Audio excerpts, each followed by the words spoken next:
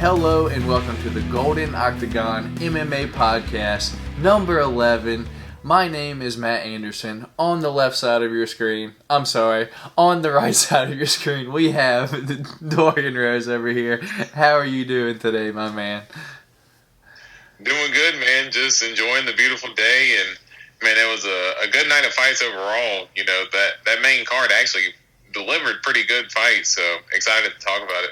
Definitely. Awesome night of fights. I have no complaints for a simple fight night. It did last just a little bit late for my taste, personally, but we're going to give you guys a quick rundown on what we are going to talk about on today's show. So up first, Derek Brunson versus Kevin Holland, the full fight night. We're going to talk about the full card. We're going to give you guys just some quick nuggets from the night, or if my man Dorian would like to talk about any full fights in specific, we will also do that. Next, we will be talking about 170-pound division as a whole. We're going to talk about the whole thing. Usman versus Masvidal 2 was just announced, so we're going to talk about that. Leon Edwards, what happened last week. We're going to talk about where he should go, what should happen from there on. Khamzat Chimaev, my favorite topic. We're going to talk about it, and anything else Dorian wants to get to, encasing the 170-pound division as a whole. And then we are just going to talk about any news and topics that we find relevant. That includes Ortega versus Alexander Volkanovski being off. It's kind of rescheduled. We don't know when it's happening. Khabib officially retiring, and that being said, the 155-pound title being up for grabs between Michael Chandler and Charles Oliveira. And once again, anything else my man Dorian wants to talk about. And then we will move lastly into this upcoming weekend's fight night. Stipe versus Francis, number 2. It's going to be an interesting one. A nice card filled with decent fights. I'm excited to talk about them. As you see, I got the Suga Show hoodie on. We are going to talk about my man Suga Sean. And then I misspoke. That was not our last topic. This is our last topic, our WTF moment of the week. I want to ask Dorian something. He has no clue what I'm going to ask him. It could be about anything, fights or otherwise. But that being said, if you guys enjoy this video, please put a thumbs up just to show your support. And if you are not subscribed to the channel yet, what on earth are you doing? Help us out. Subscribe to the channel. Me and him talk about fights. Here lately, it's been an hour and a half, something around that. Today is going to be a big one, so please buckle up, get your popcorn, do what you have to, because here we go. Alright, up first on today's show, we're going to talk about last night's fight card. For you watching, it'll be Monday night, but Saturday night's fight card, Derek Brunson versus Kevin Holland. I'm going to give you guys a quick rundown on just the results of the card before we actually talk about our thoughts and opinions and actually give a deep dive into the card. So, up first, Derek Brunson defeats Kevin Holland, unanimous decision. It was pretty much Derek Brunson's fight. Kevin Holland didn't have any answers, so moving down the card, Max Griffin putting the beats on Song Kanong. It was an interesting one. We'll talk about that one.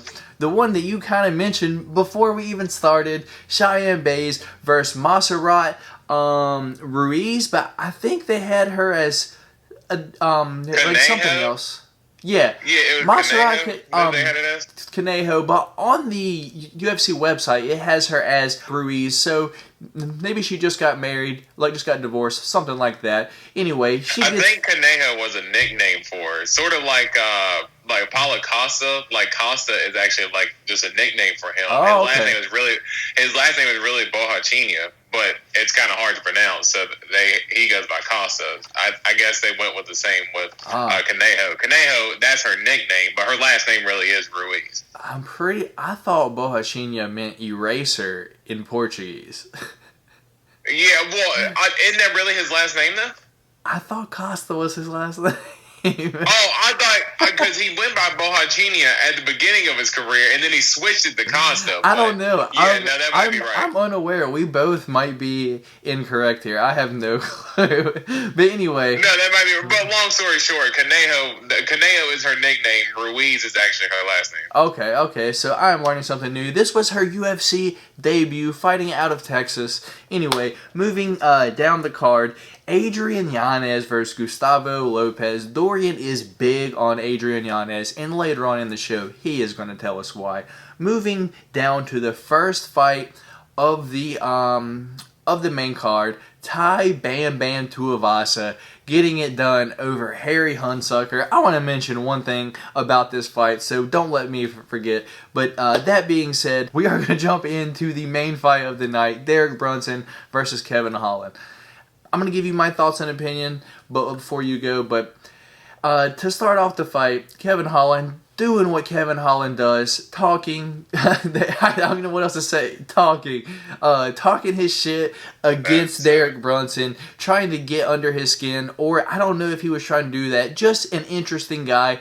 But as you see later on in the fight, Thiago Santos kind of exposed this, and Derek Brunson followed suit. If you can get Kevin Holland down on the ground and you can put your weight and your pressure on him, he's going to have some trouble getting up. So Derek Brunson pretty much did that every single round, got the takedown, and Kevin Holland had pretty much no answer for what was happening. Derek Brunson just laying on him. I don't want to...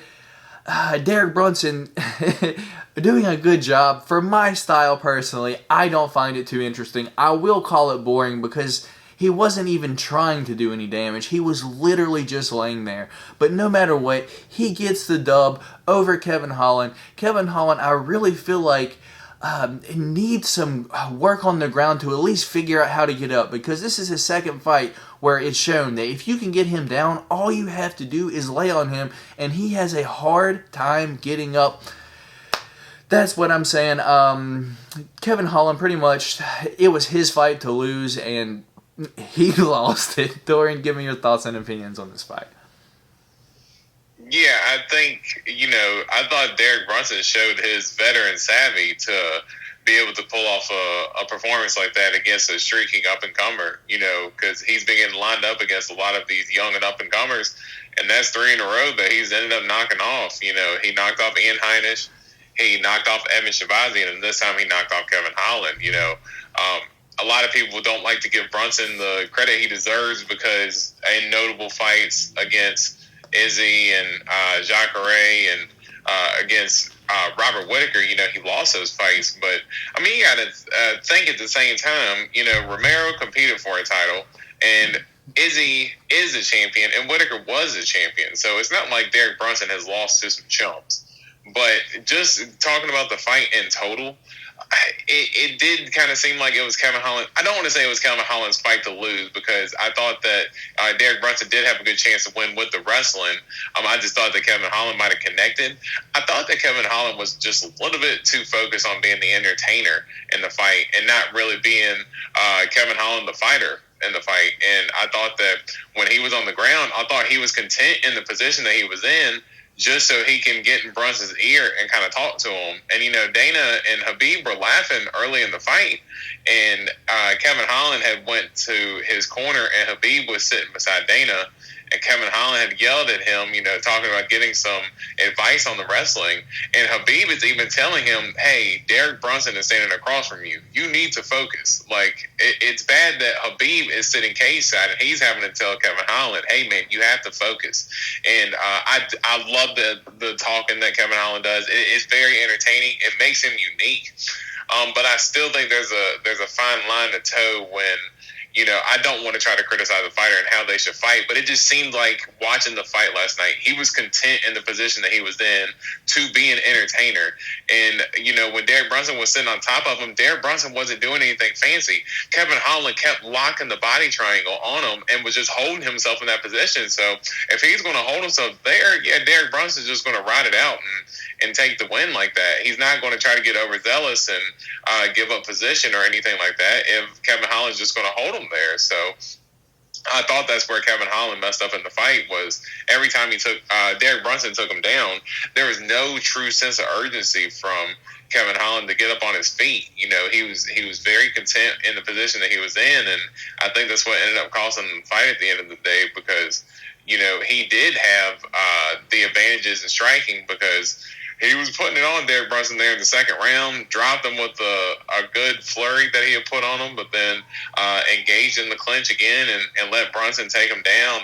And he just kept getting content being on his back. And Derek Brunson, just being the veteran that he is, he's not going to take any more damage than he needs to if he can ride out the win with his wrestling.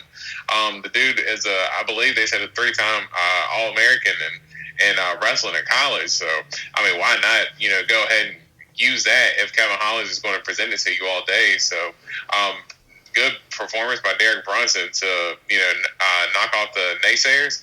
And I actually like the call-out that he had with Paulo Costa, because I know that Whitaker was lined up to fight Costa next. I don't think that would have been a good fight for Costa to come back to, because I think just technically, I think Robert Whitaker is a little bit more of a cleaner fighter than Costa. I think as far as a comeback for Costa, I think that can put him, in a position to bounce back, or that can also propel Derek Brunson forward in the division. And maybe he could, if he reels off a couple more wins, maybe against Costa and one against Whitaker, who knows if he can get a rematch against Izzy for the title. So I like the way he positioned himself, winning this fight and calling out Costa, and a good performance overall by him. Man, to me personally, it just seems hard for me to accept the call out for anyone after you just laying on Kevin Holland for all 5 rounds. Like, yeah, you won, but you weren't even trying to finish him, though. Like, that's what I'm saying. It's like, you can't make this brash call out if you aren't even trying to finish. And at the same time, Kevin Holland also calling out Paulo Costa after losing too. So I don't really know. Also calling out Bilal Muhammad if he wants to move down like the 170. So who knows what Kevin Holland is going to be doing. He seems to be back and forth. One thing that I did take away from the fight is, even though Holland was the more polished, cleaner striker, it almost kind of seemed like he was falling over all of his punches. Like he was a little bit more wild than he normally is. He almost just seemed like he was in the main event spot, and maybe it got to him. Who knows where Kevin Holland goes from here? 170, 185. It's going to be interesting. Me personally, Derek Brunson does not ring that bell for me that makes me interested, and I'm sorry. But moving down the card to the co-main event, Song Kenan versus Max Griffin. Who was the main event before this? Brad Riddell versus Gregor Gillespie. Yeah, Gregor Gillespie. The return of Gregor Gillespie. I was excited. Brad Riddell, no joke. It was going to be at 155, though. He usually fights at 145. So, interesting. The fight did not happen, so we will have to wait on that one. Riddell fights at 55. Does he? Yeah, Riddell fights at 55. Who am I thinking that fights at 145? They have another teammate that fights at 145. Off the top of my head, I cannot recall his name. It was a guy who ended up, when they fought on the card, when Izzy fought Costa, his opponent missed weight, and Izzy made that big thing after the fight. Yeah, I cannot remember his name off the top of my head, though. But no, Brad Riddell actually fought on that same card. Man, but Brad Riddell's always fought at 55. Anyway, so the fight did not happen. So Song Kenan versus Max Griffin takes the place. Max Griffin, just looking like he was just happy to be there, came out and put it on Song Kenan. The fight didn't go too long. It ended in the first round, 2.5 minutes in, around there. Max Griffin just hit Song Kenan with a mean 1-2 straight down the pipe. He was out before he hit the ground. And then maybe a shot to the back of the head. They didn't seem to pay too much attention to it after they said it like that one time, just because it kind of hit the shoulder or something like that. And it wasn't like a big deal. There was no malicious ill intentions there. It was just spur of the moment. Anyway, Max Griffin puts it on him. Dorian, give me your thoughts on this fight. Yeah, I think also another good veteran, kind of stepping up and being able to put on the performance the way he did. Song Kenan, when he came out swinging, his hands were heavy. You could tell that, he had a lot of power behind his shots. And he was connecting on Max Griffin there early, but I noticed that every time Song Kanan would throw a leg kick, that's when Max Griffin would catch him and counter him real quick. And he caught him with that final right hand there at the end and sent Song Kanan flying back to the cage. And at first I thought that Kanan had stumbled just because, sort of similar to Kevin Holland, how Kevin Holland kept lunging and kind of like tripping over himself. I thought that Kanan might have just tripped over his feet, but no, when he threw that leg kick and Max Griffin threw that straight right down the middle, he caught him clean and hurt him and got him against the cage and hit him with that 1-2 and put him out. And like you said, he was out before he even hit the ground. So that last punch that they said might have hit the back of the head, might not. It didn't really look like it hit, and he was out before the punch even landed anyway. So I don't think that accidental punch ended up landing in the back of the head. And even if it did, it didn't cause any significance in the result. So I thought that was a great performance by Max Griffin and way to really put your name out there. Definitely. All right, a fight that we kind of both wanted to talk about. We were talking about this one before, like we even started like the video. Cheyenne Buys versus Montserrat Conejo. I thought Montserrat Conejo beat the brakes off Cheyenne Buys. I'm personally, even though I don't like Derek Brunson's style, this is why, because Conejo here had her in the headlock and was punching her the entire time. I almost feel like the ref probably could have stopped that multiple times just because Cheyenne Buys couldn't do anything. She was helpless, just getting punched in the face over and over. At the end, there was a little drama, maybe a spit, maybe a kiss, no one knows, a little unsportsmanlike. But that being said, Montserrat Conejo looks like a contender for this division. She definitely has some wrestling skills. She put it to work on Cheyenne Buys. Definitely a prospect. That being said, Conejo was a huge underdog here, and she showed. She is here. She is here to make a statement. Cheyenne Buys definitely was upset at the end of the fight. There was some back and forth, some middle fingers, some curse words flung back and forth. Give me your thoughts on this fight, man. Yeah, I thought overall, I do think it is a little funny that you criticize Derek Brunson for his fight style, but then you, for Conejo, do you see why? You really love the performance. She was no, I don't, because all she did was punching just get her face the whole time. It was literally rabbit punches. It was nothing insignificant. I mean, Cheyenne Buys was getting punched the whole time, and after the fight, her face was completely fine. Conejo was just holding position. I mean, it's Cheyenne Buys' fault at the end of the day because she didn't know how to stop the takedown. The Conejo literally the same takedown every time. She would wrap her arms around her head, get her against the cage, wrap her arms around her head, and hip toss her, and hold her in that position. So it's Cheyenne Buys' fault at the end of the day that she couldn't get off her back. But in terms of stopping the fight, no way. No, I don't think the fight should have been stopped. If anything, it should have been stopped to how boring it was. But I don't think it should have been stopped for any damage inflicted or anything like that.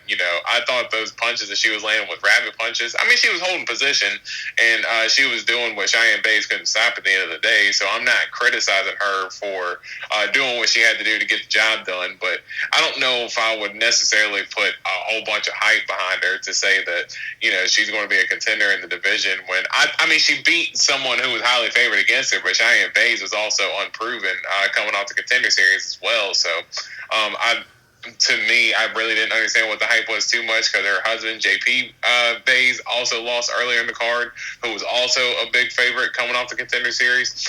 I think they just put a lot of hype behind the names because it was a husband-wife duo fighting on the same card.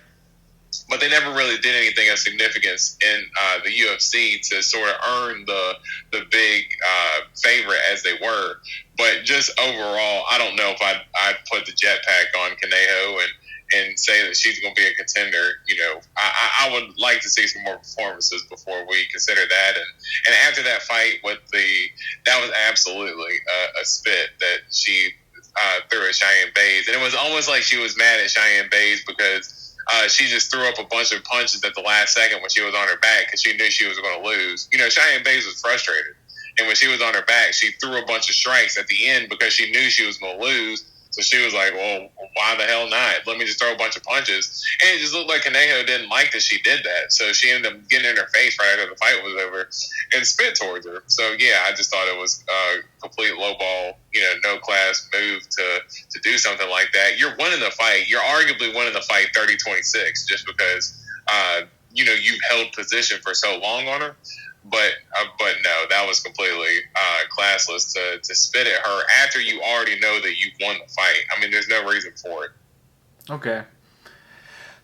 I respect your opinion, but I'm loading up my coal train now because I promise you, dude, the train is starting to chug. Choo choo. I'm telling you, dude, the conductor is right here. This girl is going to be a problem. Mark my words, dude. She is a problem for this division. Her wrestling looks like it is top notch. That being said, we're going to move down a spot. Adrian Yanez versus Gustavo Lopez. You messaged me 2-3 days before this fight. Adrian Yanez, watch out for this guy. He's like a mini Jorge Masvidal. I believe you. I am a fan of Gustavo Lopez, though. I told you, my reply back to you was the guy he's fighting, though, is no joke. He's good. And you saw it in the fight. It was a good fight. Yanez had some trouble putting Lopez away. The dude's tough. He was there. He was swinging. He wasn't going anywhere. Yanez ends up getting the finish. Dude, I need to start wearing my glasses more. Round 3, I didn't know if it was 2 or 3. Round 3 there, hit him with just the meanest hook possible. Put him out cold. Ref stopped in, waved it off. Well deserved. Yanez, an interesting, exciting fighter. Your favorite fighter on this card, from what you were saying. Interesting to me. He's going to be someone to watch out for. Just like you said, I'm not ready to put the jetpack on this kid yet. He is interesting, but I feel like he does have the tendency to get hit. And when he comes up against that power striker, his chin is really going to be tested. My words are really getting mixed up here. But give me your thoughts on why you like first, give me your thoughts on the fight, and then give me why you like Adrian Yanez as much as you do. Why are you looking for his shirt on the UFC site already? Man, I mean, it's just performances like he put on last night, man. And, since he came on the Contender Series, he was another one of the fighters that got a lot of hype behind him coming off the Contender Series. He had a quick 39-second knockout on the Contender Series, and then in his official UFC debut, I believe the fight was only about a minute and a half or about 2.5 minutes in the first round. He had gotten the finish, and this guy for 135, this guy has power just like I hadn't seen before. I don't want to say that I hadn't seen before because I know guys like Marlon can crack, and I know Peter Yan can. Those guys have some power. I wouldn't say O'Malley has power, more the precision, but just for Yanez, his hand speed, man, is just absolutely nasty. For him to throw that straight right, because Gustavo Lopez, he was putting up a good fight. He was putting up a very good fight, and he was winging them hooks there in the beginning of the first round, and he caught Yanez a couple of times, but it was clear that Yanez was the quicker fighter. When it came to countering, oh my goodness, those counters from Yanez were nice. He would wait for Gustavo Lopez to throw the hook, and he would just lean back and throw 3 or 4 punches after, Gustavo would throw the one, and you could just tell he was starting to overwhelm him there. And the first round was close, but you could see in the second round that Adrian Yanez started getting his timing and was able to start walking Lopez down. And you could see Lopez was starting to get a little bit tired there in the second round, and he got dropped with a clean right from Yanez there early in the second round. And Yanez kind of took over from there. And then that last punch, the way he landed that right as Lopez was throwing his punch, he kind of waited for him to throw. And as soon as he seen Lopez winding up, he just throws the right down the middle and catches Lopez clean. And Lopez didn't even argue the call after the fact because he knew that he was really hurt in that moment. And Yanez absolutely reminds me of a young Jorge Masvidal, man. He even has the little soul patch with the short haircut, man. It's just crazy how much he looks like him. Has a similar fight style. I wouldn't say exactly like Jorge, but Jorge is a very clean boxer, and you can tell Yanez has great hands as well. Really good with his body kicks and everything like that. Dude's very well rounded. And just as far as him just going forward in the division, I know you were saying that he has a tendency to get hit, and that, once he gets up to power punches in 135, that it might be trouble for him. But honestly, how many 135ers would you say the elite 135ers can really hit hard like that? I mean, I can only think of very few off the top of my head that can crack as well as Adrian Yanez can, and it's pretty clear that he has a pretty good chin, because some of the shots he was taking, it wasn't exactly testing his chin per se, but he was taking some good shots. But it shows that he can take shots and still hang in there to land his counters when he sees the opportunity to. And I'm just excited to see him move forward in this division, because you don't see finishers like this on the feet when it comes to 135. Peter Yan, he's a finisher, but not in the sense that, he had the finish against Faber, but I think other than that, he really didn't have a finish until like his UFC debut, and he finished Aldo late in the fight. But in terms of getting it done in under 3 rounds, you just don't see many bantamweights that can put away guys the way that Yanez does, to drop them with one shot and everything. So I'm just excited to see him moving forward in the division. I mean, I don't think you put him up against a top 5 guy just yet. Of course, you got to make the small climbs up the division. Maybe match him up against somebody in the top 15. Maybe against like a Song Yadong, something like that. I would like to see a fight with him against a ranked opponent. Maybe not in the top 5 per se, but I would like to see how he progresses moving forward in the division. Okay, fair enough. So you've said why you like Adrian Yanez. Definitely a prospect to watch out for. We're going to move lastly to the first fight of the night on the main card, Tai Tuivasa versus Harry Hunsucker. For some reason, I want to keep calling this guy Henry Hunsucker. Harry Hunsucker is his name. The fight didn't last too long, but honestly, the fight was over the second leg kick that Tai Tuivasa threw. Did you see Harry Hunsucker's face when he threw that? He was like... And that being said... You can see him wince immediately. I know. That being said... The sequence that he went down on, the man did not get hit with that final punch. I don't care what anyone says. He got hit with the first one, but when Tai threw the overhand right, the man had his arm up, and he always like, he was like, oh, he's punching. I want to fall down. The dude fell down. He took a dive. I don't care what anyone says, but fair enough. He did not belong in there with Tai Tuivasa. And who can blame him? The man got leg kicked. He didn't want to be in there. He got hit. He was like, what am I doing in here? I'm going to take this dive. I've already got my check. I'm out of here. See you later. Harry Hunsucker did not stand a chance against my man, Bam Bam Tuivasa. Give me your thoughts on this fight, man. I don't think it's fair to say that Harry Hunsucker? Harry Hunsucker. Harry Hunsucker, man, that's a hell of a name, Harry Hunsucker. But, yeah, I don't think that he necessarily took a dive. I just think that, I mean, like you said with the leg kicks, as soon as Tai Tuivasa landed the second one, you could see him wince immediately. So then that's when Hunsucker just started swinging, because I think he knew right there and then, as soon as he kicked his leg, the fight was going to be over pretty quick. And either he was going to have to land a punch or Tai Tuivasa was going to go ahead and land it. And you can see as soon as Tai Tuivasa landed that second leg kick, there was a sense of urgency from Harry to either to try to knock Tai Tuivasa out. And he rushed in, and Tai Tuivasa caught him with a clean right. I thought the first clean right rocked that was him. The only one that hit him. He didn't hit him with the second one, but his leg was already compromised, and he's already rocked from the punch. So, yeah, he did fall when the punch didn't connect. But as you said, his leg was already crumpled after the second leg kick, and he just got rocked in his he just got hit, like, right behind his ear. And so his equilibrium was off. So he would have been wobbling, essentially, But his leg was already compromised as it is because the leg kicks were chopping him down. So I don't think it's fair to say that he took a dive. I just think that he was completely outmatched.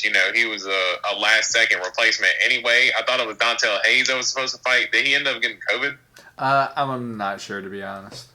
Yeah, I didn't see why he pulled out of the fight, but it was supposed to be him originally. So, I mean, that's a pretty decent matchup as far as the fight would go between them two. But, yeah, it was clear that Hunsucker was just a last-second replacement on the regional scene. They just called him up to keep Taito Iwata on the card, and it definitely showed in the betting line, and it showed in the fight result.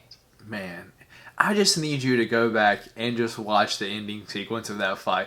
The man had his arms up, like he saw the punch coming and was like, I'm gonna fall. Well, he can't run because his legs hurt. Yeah, and on the ground, it took him a few minutes after he was on the ground. Like Herb was like saying, fight back, and dude was not fighting back. The dude like maybe scooted up just a second, and Ty was just bombing on him more. The fight just should have been over, and I almost feel like Herb was like, you know what, maybe I should stop this. This guy don't want to be here. All right, stop it. Because on the ground, I really don't think Ty was landing any punches, but he was just covered up, and he didn't have to do anything. As long as Ty was throwing, that fight was going to be stopped right there. That guy just didn't want to be in there.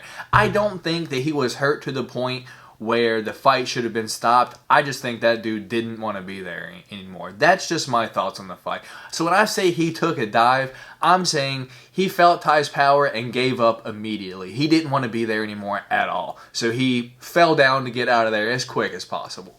That's what I'm saying. Yeah, well, I mean, I thought that, as soon as he landed that leg kick, I thought that he would have maybe tried to run, but you could tell that his leg was compromised immediately. Like, he went, as soon as he landed the second leg kick, he winced and limped. So I don't think he had anywhere to go. I think it was just either stand there and bang it out or, get caught clean.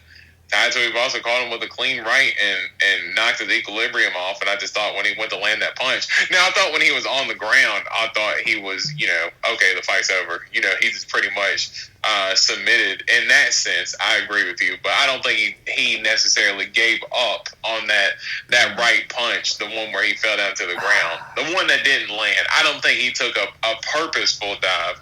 I just think he fell over. And then once he hit the ground, he was already hurt. To the leg, he already got rocked to the head. He knew the fight was over and just let Herdine do his job. Anyway, Harry Hunsucker will never get a bet from my side because of what he showed me. I don't care what Dorian says. All right, that is the main card. So we're going to just take a quick look at the prelims, Dorian. Anything that you kind of want to focus in on? You kind of mentioned JP Buys pretty much getting the brakes beat off him by Bruno Silva. I had Bruno Silva in 3 different parlays. Unfortunately, all of those lost. Did you want to talk about this fight at all, Dorian, or do you want to talk about something else here?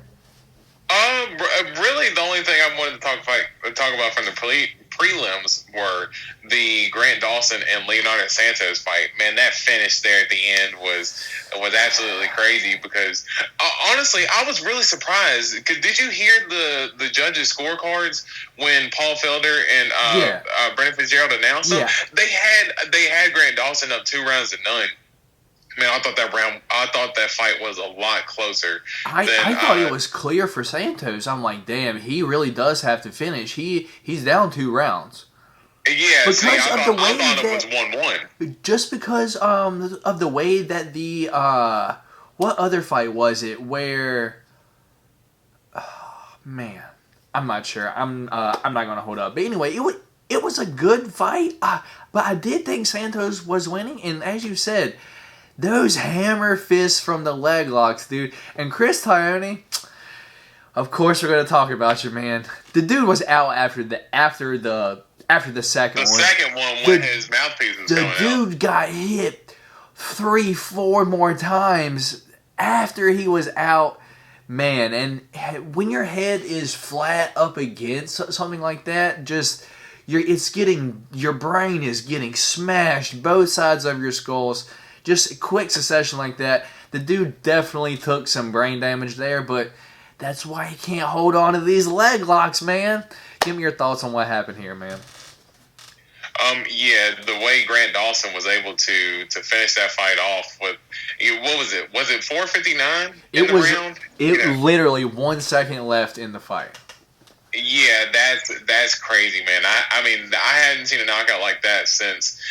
Of course, it wasn't as spectacular as the Yair Rodriguez Korean Zombie knockout, but just the way that Yair Rodriguez was able to pull it off with 3 seconds, 2 seconds left in the fight, and for Grant Dawson, he heard the clap, and as soon as he heard the clap, he stood up and just started, positioning himself to throw them hammer fists, and with about 6 seconds left, that's when he just started raining them down and was able to get them out of there. And my guy, James Krause, Coach Krause, man, that's another fighter that he is fired up at the end of the second round. And his fighter has gotten the finish in the third, as he did with Julian Marquez when Julian Marquez fought Mikey Patolo. And Julian Marquez was able to get that finish late in the fight. Another one of James Krause's fighters, Grant Dawson, was able to do the same thing. So Coach Krause coming through big again, man. And a good win for Grant Dawson to move up to 155. Coach Krause for sure, man. His guys are just showing and improving. The dogs, they might not be the best polished fighters ever, but man, they're not going to give up, and this coach will tell you exactly what you need to do to win. And he's right. I do want to talk about Trevin Giles versus Roman Dolidze. Roman Dolidze, highly touted prospect, undefeated coming into this fight. Trevin Giles, I believe he's diabetic, so he can't cut weight. So as you saw, definitely the smaller fighter in there. And to be honest, Trevin Giles winning unanimously here, I don't know, man. I honestly thought, that Dolidze won a couple rounds, but Trevin Giles, that third round, really turning it up there. I thought he for sure won that third round, but I thought it was Dolidze's fight. I'm going to be honest. I did have a parlay on Holland and Giles, so all I needed was Holland like to win. So I did have a bet on Giles because it was too tasty of a number to me to just not throw something on there. I do like Trevin Giles here, but I thought Roman Dolidze really won the fight. I thought he should have won the fight. No longer undefeated. Did you watch this fight, Dorian? And if you did, give me your thoughts on this one, man. Yeah, I did, and I actually thought that Trevin Giles won the second and third round. I thought Dolidze won the first round with having the control, and I thought in the second round, Trevin Giles had a moment where he rocked Dolidze, and then Dolidze had kind of got him into the ground and had him in the leg lock, but man, Trevin Giles was throwing some mean hammer fists. He was throwing like a backhand on the ground and was smashing Dolidze with it, and he bruised his eye up real bad. And he rocked him a couple of times when I thought we were going to have a similar finish as Grant Dawson and Leonardo Santos had with Trevin Giles and Dolidze. I thought that Trevin Giles might have been able to have done something similar because the way he was raining down those punches, man, he was really cracking them in the second round. So I thought the second round went to Trevin Giles, and I thought in the third for him to have the moments where I believe he dropped Dolidze early in the round. I know Dolidze there towards the end ended up getting a lot more control, but I thought it was a clear win for Trevin Giles in the third round as well. So I thought him winning the second and third round got him the fight, and that was a fun fight overall. And Trevin Giles, for him to be diabetic, I actually didn't know that. I knew he didn't cut weight, but I didn't know that he was diabetic. So for him to kind of have that condition and still be basically the smaller fighter and still have the power and the speed advantage.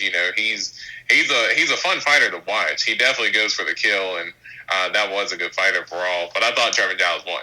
Okay, fair enough. Fun fight overall.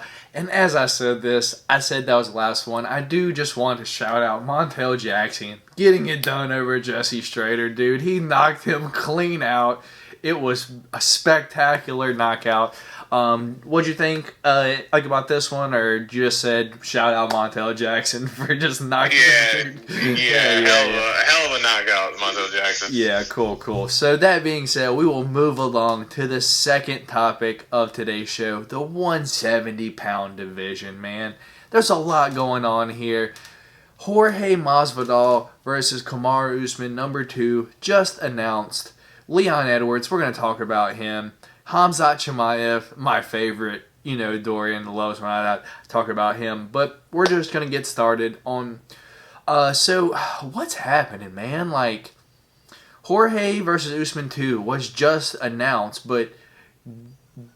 Like, do you like this? Do you think, like, another person probably should have got it? And if so, like, just kind of give me, like, your overall thoughts on...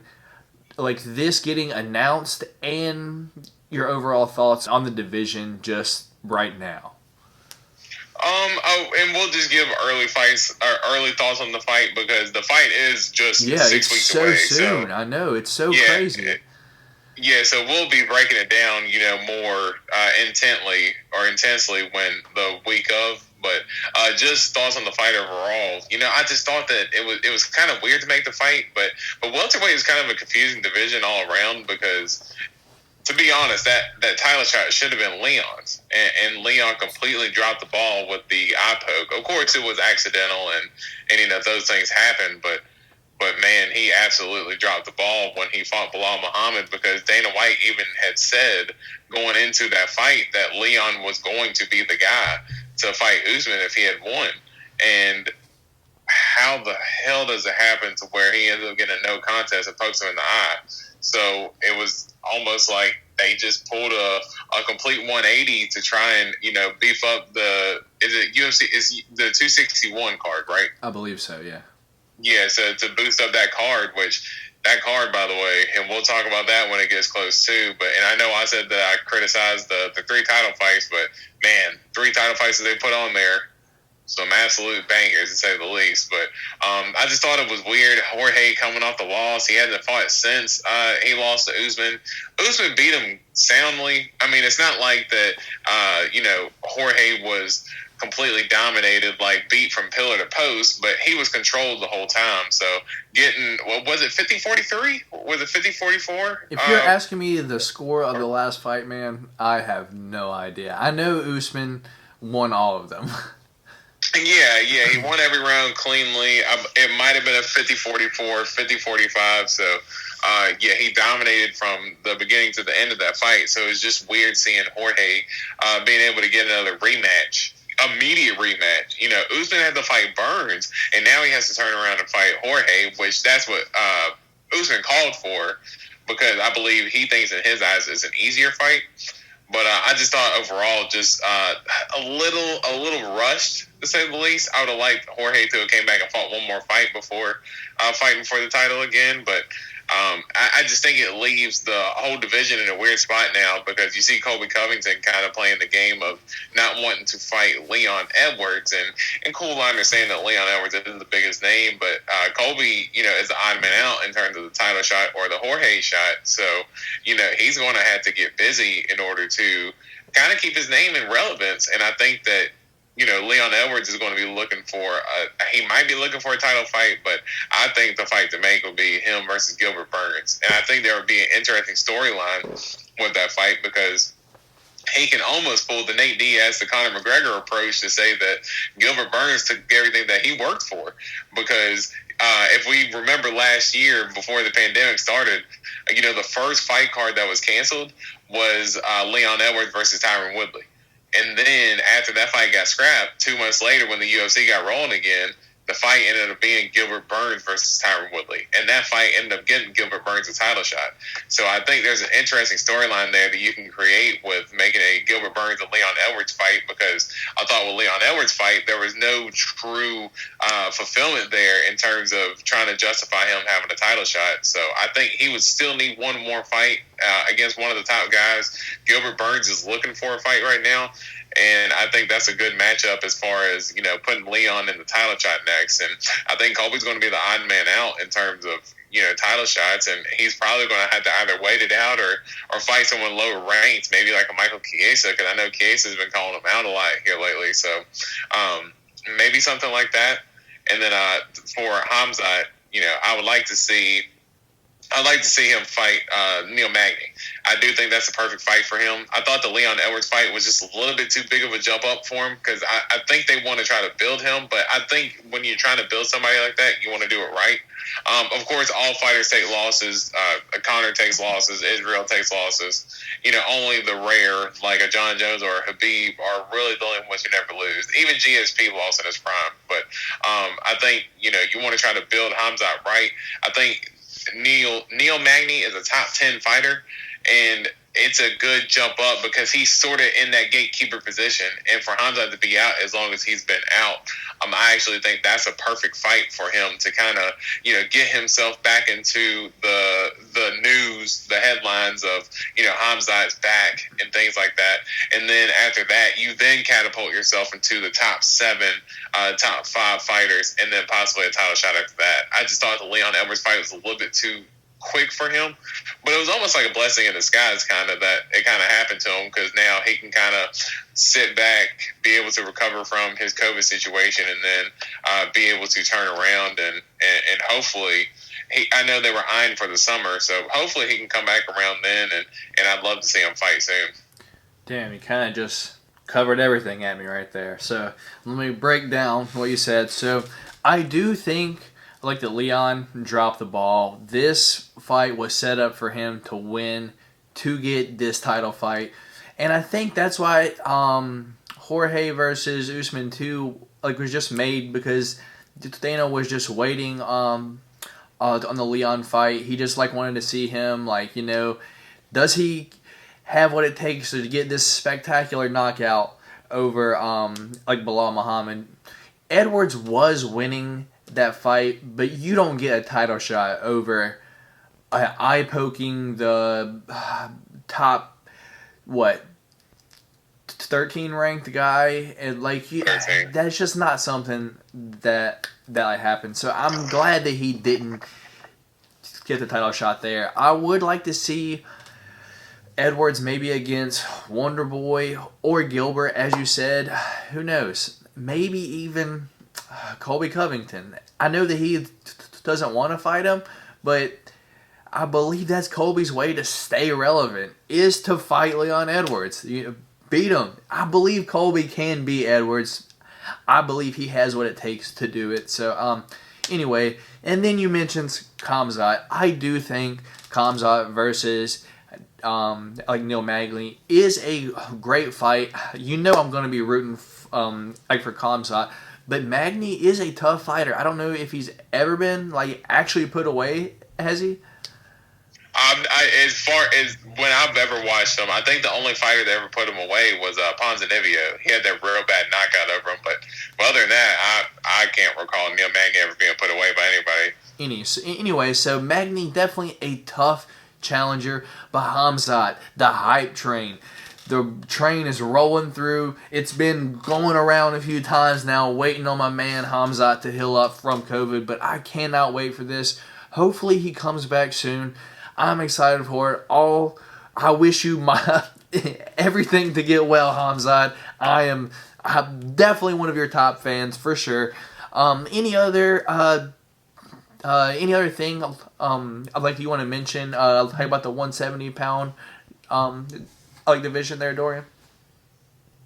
I'd like to mention of Wonder Boy, because I would like to see him possibly match up against one of those guys, because Wonder Boy has been all of a sudden put in this position to where he's a gatekeeper for 170, but he's stringing together some wins, and if Usman is able to beat Masvidal, I would actually really like to see a matchup between Wonder Boy and Usman, because Wonder Boy has really good range management. He doesn't let fighters get in on him much. He has really good takedown defense, and I would actually like to see, just from a stylistic standpoint, wrestler traditional wrestler versus the karate fighter, so karate style fighter. So I do like the mention of him possibly getting one of those matchups as well and propelling him to a title shot. So the 170 division is super interesting overall. It just gets a log jam at the top, and it seems to get like this. It was like that during Woodley's reign, and it's starting to get like that a little bit during Usman's reign. Usman is staying busy and fighting guys, but I just thought the Jorge fight was a little unneeded. But I'm going to be watching regardless, so I can't be saying too much. Anyway, I hope Jorge brings his steel-toe boots, because we know Usman has been practicing his toe stomps. Alright, so that being said, we are going to move along to just news and other talk. Some crazy news came out like last night during the fights. Brian Ortega versus Alexander Volkanovski. The fight is off. I believe Alexander, Volkanovski's corner tested positive for COVID. Volkanovski actually tested positive. Oh, himself. Okay. So he posted on Instagram last night. So wild. Especially, he was in quarantine here. Like, he didn't have COVID when he got here, and then all of a sudden had it. So the fight was going to take place next week against my man Brian T-City Ortega. I was rooting for T-City. Dorian knows I'm a huge T-City fan. The fight's off, man. Give me your thoughts. Yeah, I thought that it sucks so bad for Volkanovski because he had posted on Instagram. He posted a real long paragraph talking about how he ended up testing positive. And he said that when he left Australia, he was fine. When he touched down in the United States, he tested negative. And then when he ended up getting into quarantine, that's when he tested positive. So it was like as soon as he ended up getting into his quarantine position, that's when he ends up testing positive. So I hope they end up scheduling the fight pretty quick. They said that they were going to postpone it. Man, it would really suck for Volkanovski if they take a long time to schedule this fight because he would have to wait. What is it, like 60 days or something like that before he could go back to... See, here's the thing. On the Instagram post, it said that he's already on his way back home. So that means that it ain't going to happen anytime soon. Yeah. So I think that's going to be, it's going to be really weird in terms of, because I know that Australia and New Zealand down in the Austrian areas, I know they're thriving in terms of, handling COVID and, not big COVID outbreaks around in that area. So it might be a really long time before Volkanovski can get out. So, heartbreaking news if that is the case. And, we feel bad that he got COVID overall and, hope he gets better soon. And I would love to see the fight between him and Ortega get rescheduled pretty soon. Maybe if there's a Fight Island card coming up, you never know. Maybe they can schedule it out there and they end up making it happen. So, it sucks that it gets called off. I was ready to see if Ortega could be the one to end Volkanovski's reign, but hopefully this gets rescheduled pretty soon. Definitely. I cannot wait to see my man T-City. So, up next, Khabib has officially retired according to Dana White. The 155 title has been announced. Charles Oliveira versus Michael Chandler. But before we talk about that fight, I just want to say one thing. Did Dana catch his streamer, man? Did Dana catch his streamer? Did you see Khabib was recorded the whole fight, was streaming live on his Instagram, man? What's the big deal? Dana getting so upset over people not paying for these pay-per-views and such. When he had Khabib with a front row seat on his Instagram live recording the whole main event of Derek Brunson versus Kevin Holland, I just want to throw that out there. Give me your thoughts on Khabib officially retiring and also this title fight finally being booked, man. Well, to be fair, at least he was just streaming a TV show and not a pay-per-view. So if he was sitting cage side streaming Izzy versus Jan, I'm sure Dana would have had some words with him. But with it being just a standard ESPN headline card, especially with the following that Khabib has, maybe it gets more people tuned in. You never know. But I just thought overall we knew this was the case all along. Khabib has said from the jump that, he was retiring because he didn't want to disappoint his mom anymore. And for as long as we've seen Khabib in the public spotlight, he's always made himself a man of his word and a family man. So seeing that when he retired after he had beaten Gaethje, he threw the belt down. He was bawling his eyes out because he missed his dad and didn't want to do it without him, and didn't want to disappoint his mother. And he even said in an interview with Megan O'Leary last night that Dana said that he made it official. But Khabib even said, "Bro, I retired after I beat Justin Gaethje. Like I was never trying to make anything happen. Dana was the one who was trying to make it happen." So something that we knew the whole time. Dana was just persistent in making the Conor rematch happen for whatever reason, to watch his boy get smashed again. But yeah, it overall kind of expecting to see him, I guess, officially announce retirement. He was retired all along. Fair enough. So that's all the news and topics that I want to talk about myself, Dorian. Anything from the MMA news that you just kind of want to talk about, like, before we move on to just kind of, I guess, a short breakdown of where the 185-pound division's at right now? I got two that I want to talk about. We'll touch on it real quick. And man, I'm surprised he didn't touch on it, lumped in with the Khabib topic. That the lightweight title is vacant now, so we have a vacant lightweight title shot. Well, I said that, right? Could be. Oh, I'm sorry. I didn't hear you. I didn't hear you say in terms of who's fighting for the title. Oh, I didn't hear you say. Yeah, I didn't hear you say Chandler versus Oliveira for the title. Yeah. But, so. Oh, sorry. Yeah. So, what are your thoughts on the announcement, man? Do you think it's the fight that it should be, or is there someone named Dustin Poirier that's kind of not in that title fight that everyone thinks should be in that title fight? Yeah, I definitely think that, Poirier should be the one that's in the title fight. It doesn't matter who it would be against, whether it's against Oliveira or Chandler. I thought that Poirier was the one who deserves to fight for the title, but I guess Dustin's thinking in his mind that this Conor rematch is going to pay much more than a title fight would, and I guess to a certain extent, I guess it would, considering the fact that he's probably going to get some pay-per-view points for the buys. But, every time I hear a fighter talk about wanting the belt, every time I hear a fighter talk about it, they talk about championship money.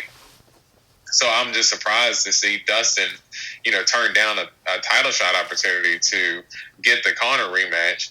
And then for Chandler to actually get the title fight coming off of one win in the UFC is actually the surprising part, which, I believe we've both talked up Chandler pretty good, but I mean, I'm a pretty big, I'm not going to act like I'm his biggest fan, but I just know that the guy is a really good fighter.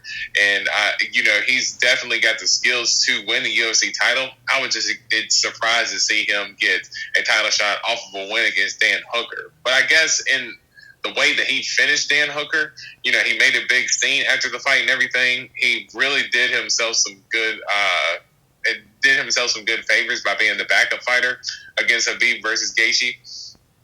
I think with him being the backup fighter in that situation, and then coming on and putting the performance that he did against Dan Hooker, that he was able to propel himself into a title shot. And I've noticed that whenever fighters end up doing solids for Dana in terms of being backup fighters, they end up the UFC does right by them at the end of it. So I can say that Chandler granted this shot. Glover Teixeira was the backup for Israel versus Jan. Now it looks like Glover Teixeira is going to get that title shot next. And then a couple of years ago, if you remember, when Tyron Woodley fought Darren Till, Kamaru Usman was actually the backup fighter for that fight. And after that fight, that's when Kamaru Usman ended up fighting for the title next, when everybody thought it was going to be Colby Covington. So it seems like whenever these fighters serve in the backup role, especially in the title fights, they end up getting rewarded for it. And I think that's how Chandler ended up getting this position. And for Charles Oliveira, this is what he's been asking for, as a title shot. So, he's on, an 8-fight win streak now, I believe. His last 2 fights were against, top guys in the division and Kevin Lee. For him to submit Kevin Lee and for him to dominate Tony Ferguson the way he did, not too many people are a bigger Tony fan than myself, and to see Charles, dominate him the way he did, he definitely deserves a title shot as well. So it's a very interesting fight overall, and we'll be talking about it a little bit more when it comes up. But definitely surprised that I see Dustin in it. But I think Dustin's thinking that he gets that Conor money, and then he goes for the belt after that. Yeah. So overall, like without diving too much into the fight, it's definitely going to be an interesting fight. As I said, I do think that Dustin should be fighting, but we all know what's happening. He is going to be fighting Conor McGregor. He is going to be getting the biggest paycheck that he possibly can. I believe it's going to be way more than any championship dollars, or if that. He has the name of beating Conor McGregor 2 times, being a better sports athlete than Conor, if he's able to do so, and his brand will be much bigger. He'll be much more popular. He has his hot sauce brand now, man. So I think he's a lot more business minded opposed to being, let me grab this championship. He knows what he's capable of, and I just think he's just taking a turn for, hey, what's going to get me like the most eyes, the most attention, and the most money, and that is that Conor fight. So you can't disagree with his choices. But so that being said, Dorian, anything else for the news, man? There's 2 fights that got announced, and just one early thoughts on it. They're coming up in May, so we'll have more time to talk about it when they come. But your boy Cody Garbrandt matched up against Rob Font in the main event. Yeah, I saw that. So it looks like Cody Garbrandt is going to stay busy at 135. I thought that he was going to try to wait out for the 125-pound title shot. I know he's been, going for that, but Figueiredo and Moreno are supposed to have their rematch in June. So it looked like that Cody Garbrandt didn't want to wait too long. So him against Rob Font, that's a hell of a main event to put on. Rob Font got some sharp hands, man. He trains with Calvin Kattar up in the gym in Boston, and man, those guys, they absolutely crack. So that's a hell of a main event, and a fight that it really surprised me to see it announced was Dillashaw and Sandhagen. To see that get announced, you gotta, man. And I know you're not a fan of TJ Dillashaw. You gotta give the dude respect for Corey Sandhagen. That's a dude that nobody wants to fight right now. For him to be on the streak that he's on, before he lost to Aljo, he was a killer. But it seems like that loss to Aljo had just unlocked a different beast in him. And Dillashaw, for him to just willingly just accept that fight, coming in 2-year layoff, 2-year suspension, but hasn't fought in 2 years. So definitely you would have to think some ring rust is going to play a factor in the fight. But for him to just willingly accept the fight against Sandhagen, man, that's some guts from him. And it creates an interesting storyline to where they used to be sparring partners when TJ trained in Colorado. So that's an interesting fight that I'm excited to see and excited that it got announced. And we'll talk about it more when it comes up. But, man, hell of some fights lined up. Definitely. As far as the Cody Garbrandt versus Rob Font fight, I don't like that fight for Cody Garbrandt, man. Rob Font does have hands, and Cody Garbrandt is susceptible to right hooks. That is his kryptonite. Cody Garbrandt tends to get into right hook contests until someone falls down. I don't like that fight for him. On the other hand, TJ versus Corey Sandhagen. Man, you do not know how bad I hope Sandhagen mops the floor with TJ Dillashaw. Man, I'm sorry. I know he's one of your favorites, but I cannot stand him. I hope he loses. So that being said, Dorian, I just want to ask you real quick. It'll just be one easy way to sum up this entire topic real quick. Who challenges for the 185-pound strap next against Israel Adesanya? Just give me one name. I know we were talking about it the other day, and man, as far as who I think should he win into his next fight, I think it should be Robert Whittaker. Okay. But of course, Costa ended up pulling out of that fight due to I don't know if it was the flu, COVID effects. I don't know. They're saying a lot of different stuff over there. If you're asking me, I think they did. I think they did not like that Robert Whittaker matchup after thinking about it a little bit longer, because I thought Robert Whittaker was just going to be a bad matchup for him, especially coming off an embarrassing loss to Izzy. I thought that Robert Whittaker arguably could have done similar to the same to Costa. So, but I think Robert Whittaker, whoever he's scheduled to fight, I mean, this dude just goes through the gauntlet time after time again, man. And I think that he can actually present Izzy some problems. You know, Jan was able to throw some leg kicks against Izzy, and he was actually able to check Izzy's leg kicks, and Izzy wasn't able to throw the leg kicks that he likes to. And I thought that kind of neutralized him especially in the second round in that fight, because you could tell Izzy didn't want to throw a lot of head kicks. So I think Robert Whittaker is smart enough to take bits and pieces from Jan's game plan and implement it himself. So I think if Robert Whittaker can win, I would say probably him. Okay, fair enough. Man, it's a tough one for me. I know you're going to hate that I say this, man. But because of simply it's just a fresh matchup, I want to see Darren Till contend for the title next, man. It's just like just a matchup that we haven't seen yet. I don't think Rob Whittaker has the tools to beat Izzy. I just really don't.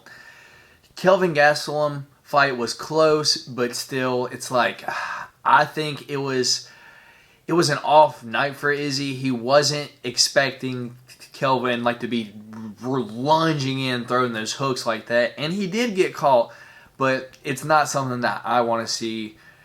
Marvin Vettori, man, this dude calls out Izzy a million times, and he swears that he beat Izzy in their first fight. But, man, he is so wrong. I don't think he beat Izzy in that fight. That being said, if Darren Till can get past Vettori, I believe the fight is at least announced now, right? Yeah, I believe so. Okay, so if Till can get past Marvin Vettori, I believe Darren Till should challenge for that title next. I know you're a big Rob Whittaker fan. I know you cannot stand Darren Till. You ranted to me for about 20 minutes the other night about how overhyped you think Darren Till is. But it's okay. We'll save that until the fight happens. That being said, Dorian, we are going to talk about next week's fight card, man.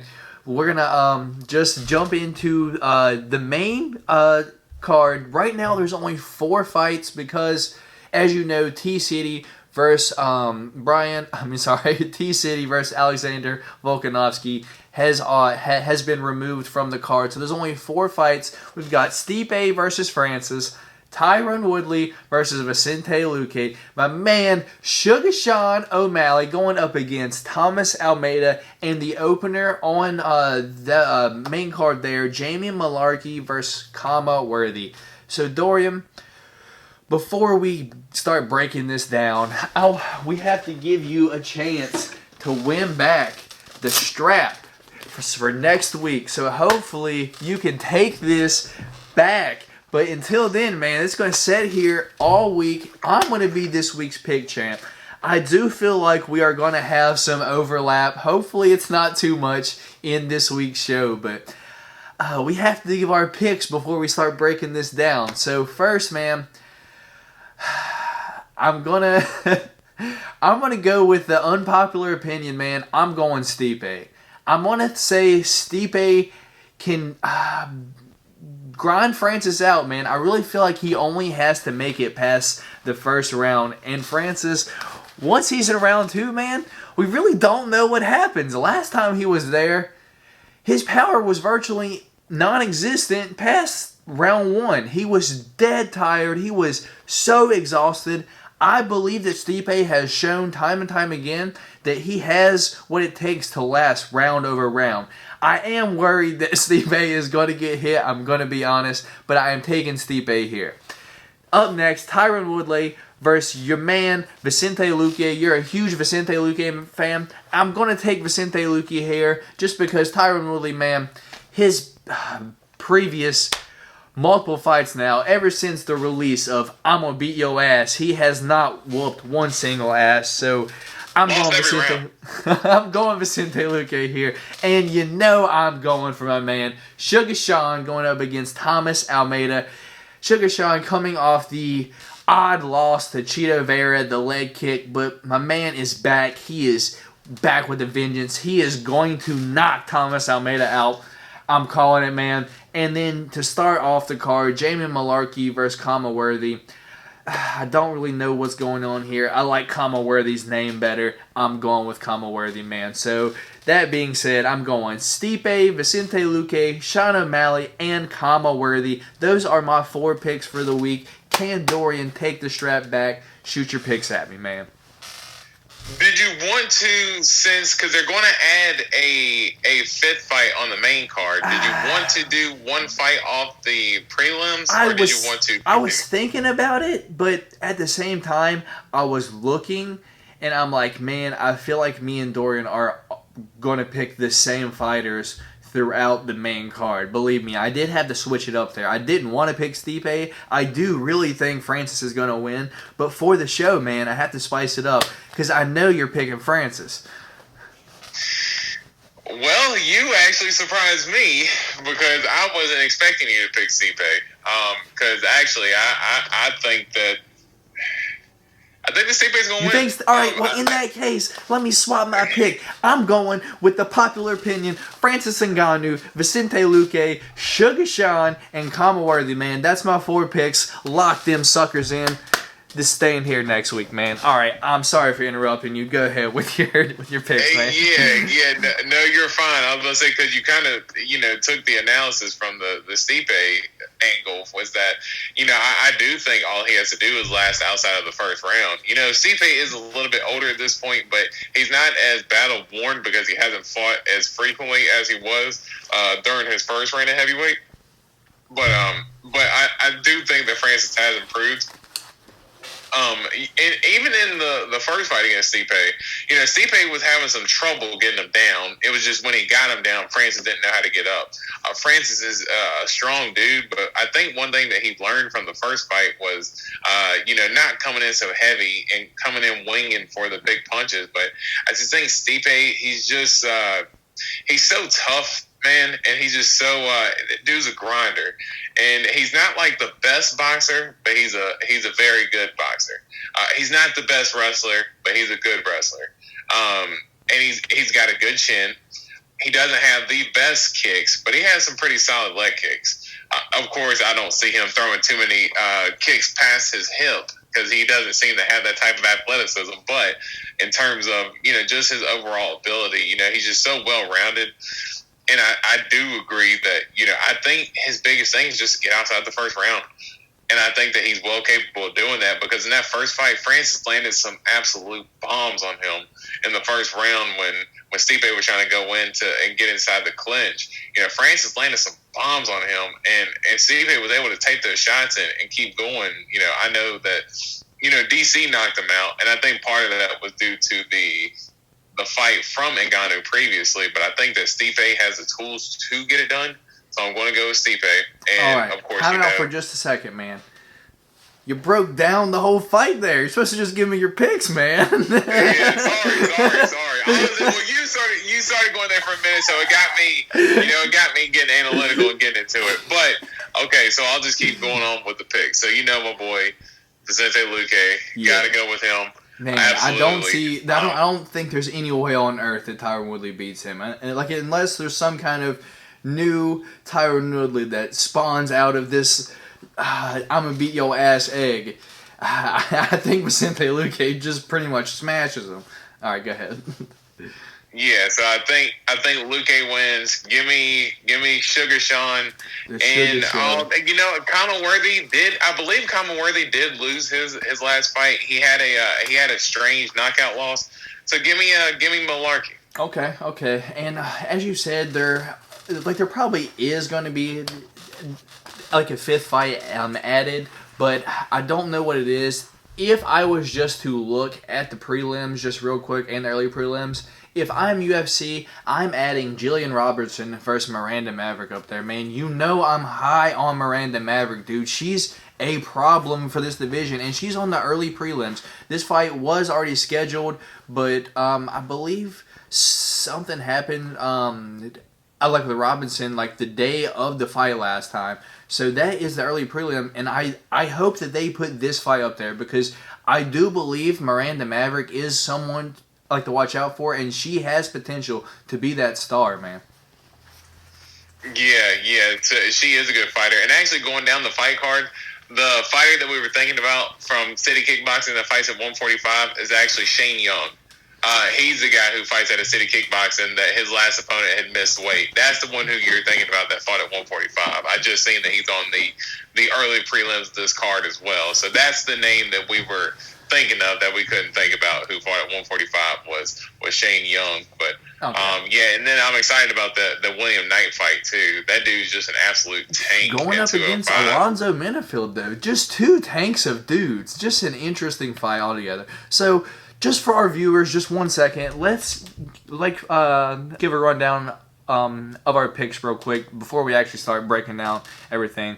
So I got Francis, Vicente Luque, Suga Sean, and Kamaworthy, and Dorian is going Stipe, Vicente Luque, Suga Sean as well, and going Jamie Malarkey. So we have 2 picks that are the same and 2 picks different. So there is a chance to tie, but Dorian wants this nice shiny strap back here, so hopefully he can get it next week. But right now, it's pretty comfortable right back there. So you've already kind of gave me your thoughts on Stipe versus Francis for the most part. As you said, if Stipe can get Francis out of the first round, man, it's going to look a lot like their last fight, and I do believe so. But man, Stipe is getting up there in age, man, and I do believe that the last time they fought, Francis took something out of Stipe, and it showed in like the DC fight, because DC, I don't even feel like really hit Stipe that hard, and Stipe was just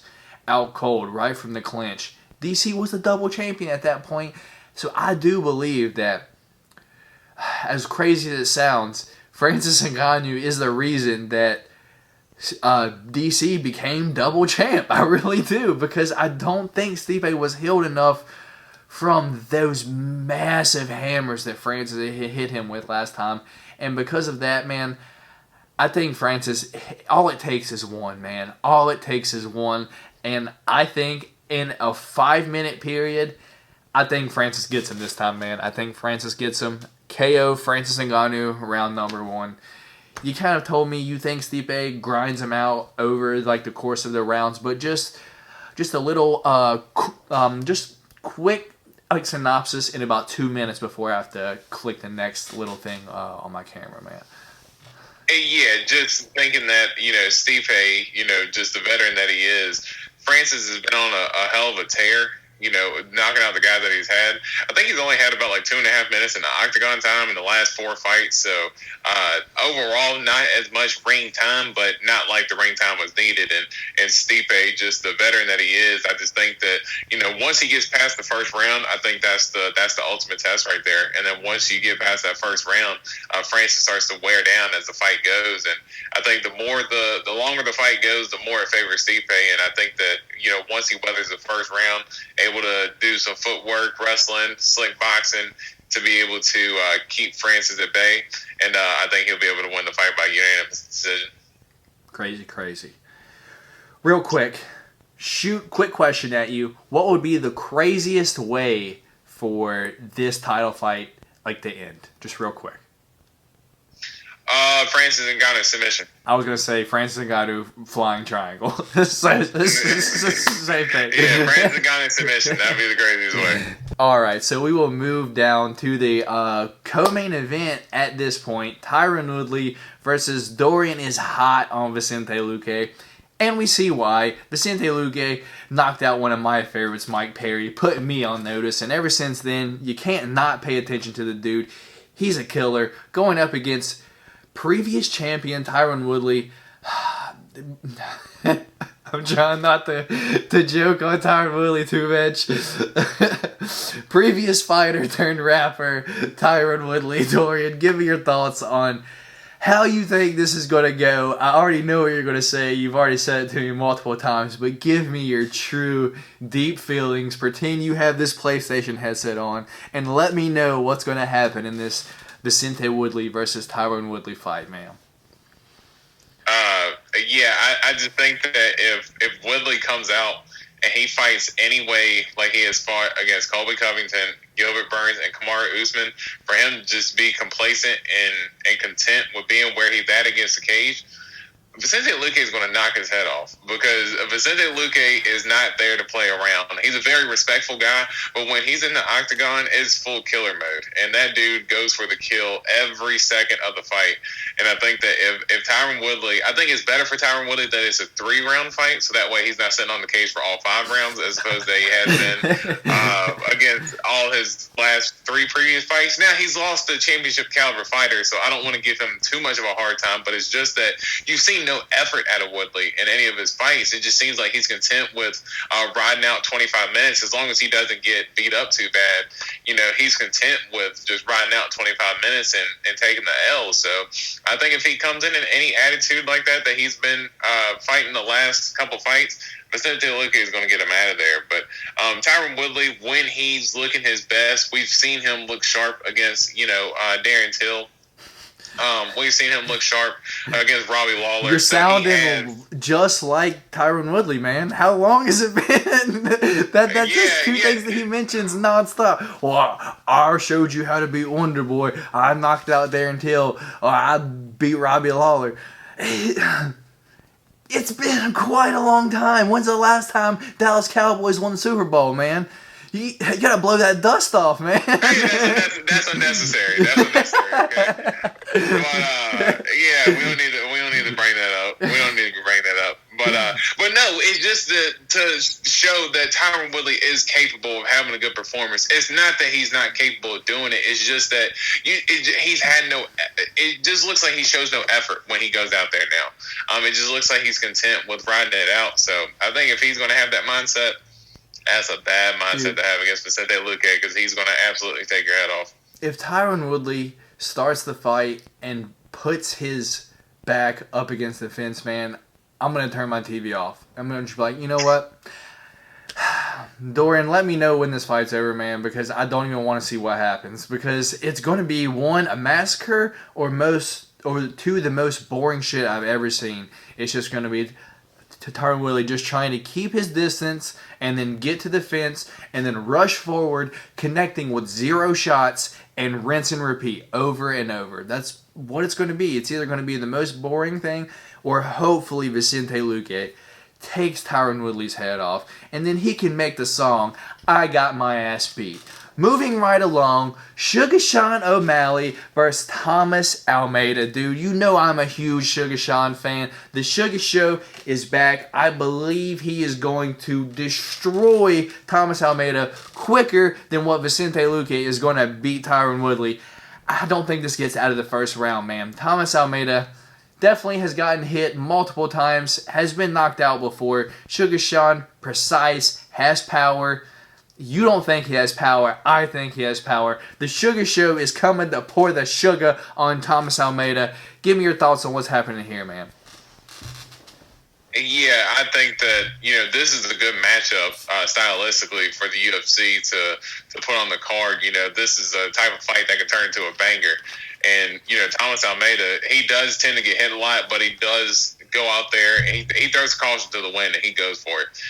He goes up there with a killer be killed attitude, and it shows in his performances. He has been knocked out before, but he's also had some devastating knockouts if you go back and look at some of his highlight reels. So, and I think that, he's kind of, and I wouldn't say exactly a gatekeeper because I know he's not ranked, but in terms of propelling Sean O'Malley forward, I think that this is a good fight for him coming off of the loss to Cheetos. So I think that it's a good matchup for O'Malley to have a good bounce back, and I think that I actually agree that I don't think that Thomas Almeida is going to be able to get out of the first round. I think that he gets a little reckless sometimes. I don't think O'Malley has power. I just think that he's sharp with his striking, and he's good with his precision. he's good with landing shots on the chin.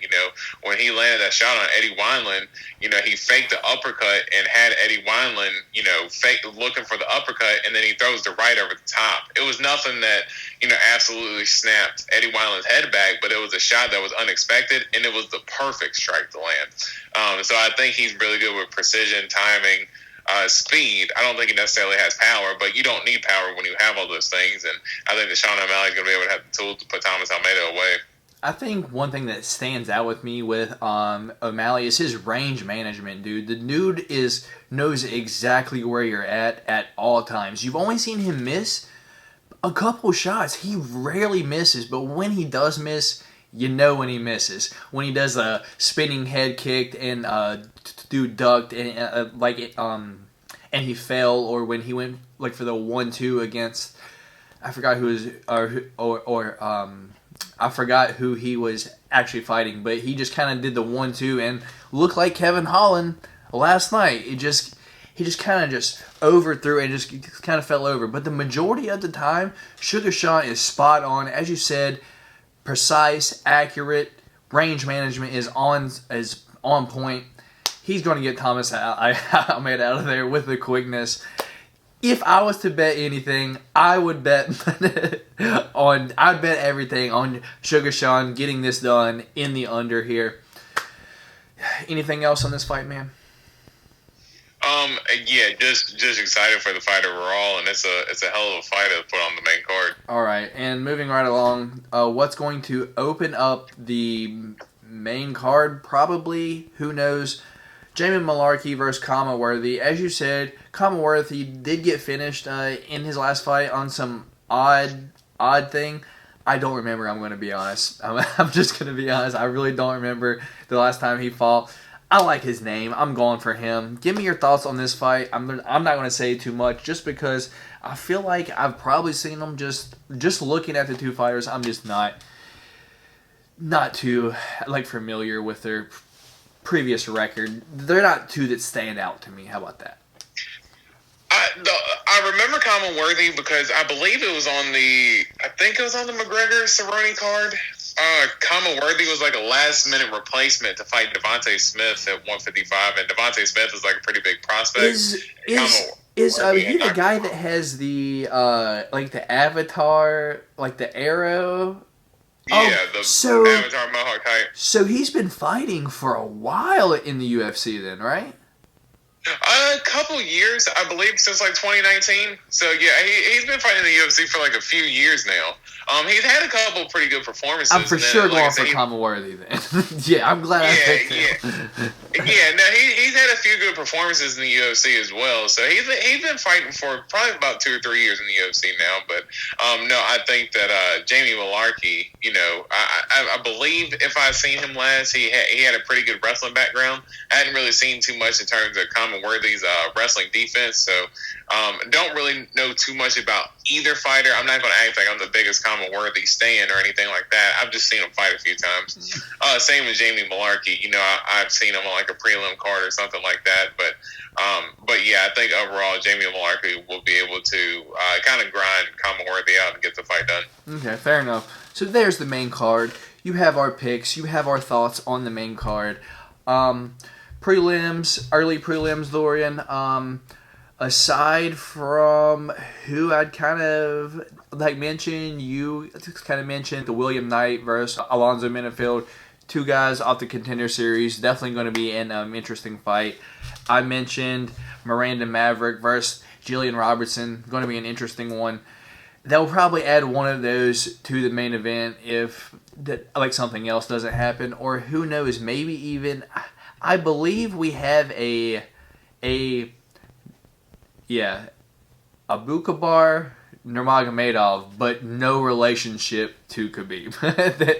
I believe that's how it works. I don't know if they'll add him, but I believe one of those 3 fights they'll probably add to the main event, Dorian. Anything else on this card as a whole, man, before we move on to our WTF topic of the week, man? No, we pretty much covered everything. Just it sucks that the Ortega and Volkanovski fight isn't on there anymore, but still going to be a pretty entertaining card overall. Some pretty good fights matched up on the card, so I'm excited to watch this weekend. Definitely kills me. You know I'm a huge T-City fan, but we still got the Suga Show. We are going to be rooting. I want to be on my couch yelling. That being said, Dorian, your favorite topic. Last week, I was kind of rough, man. I'm not going to lie. Hopefully next week you could come with some better business than what you had last week. But this week, yeah, it was bad. This week I want to ask you, man. So let's say there is a new UFC competition coming to your town, man.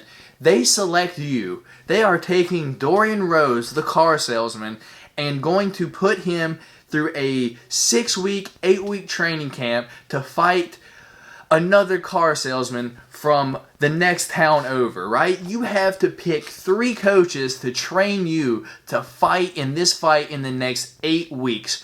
Who's those 3 coaches you are relying on to get your skills where they need to be at to fight this car salesman from the next town over? Both 0-0 records. Who's your coaches, man? I would say I actually hadn't thought about it in that context until you had actually presented it to me. So that's actually pretty interesting. So I think if I want to, I definitely going to go James Krause as one of them. You know, he's going to be the one to light the fire under you when you need that extra push. Got to go Eugene Behrman just with the striking and with the feints and stuff that they do. You got to go Eugene Behrman, man. And I think a third one, you know, he does. I would have to say I want to get somebody who would probably get me polished in terms of either my wrestling defense or my jiu-jitsu to help me if I was ever get taken on the ground.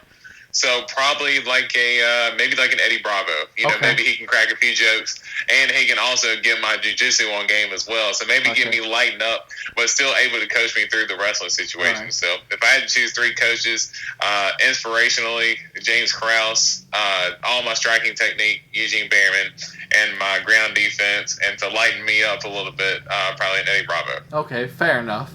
So as you see, I came with some heat this week. So let's pretend I am this car salesman from the next town over. Oddly enough, we don't have any of the same 3 coaches. I'm like, he's going to pick at least 1 or 2 of these. Me personally, my wrestling coach, how can you pick anyone else besides DC, man? You can't. DC is so knowledgeable when it comes to the ground game. I almost picked Khabib, but I'm like, you know what? DC is even older.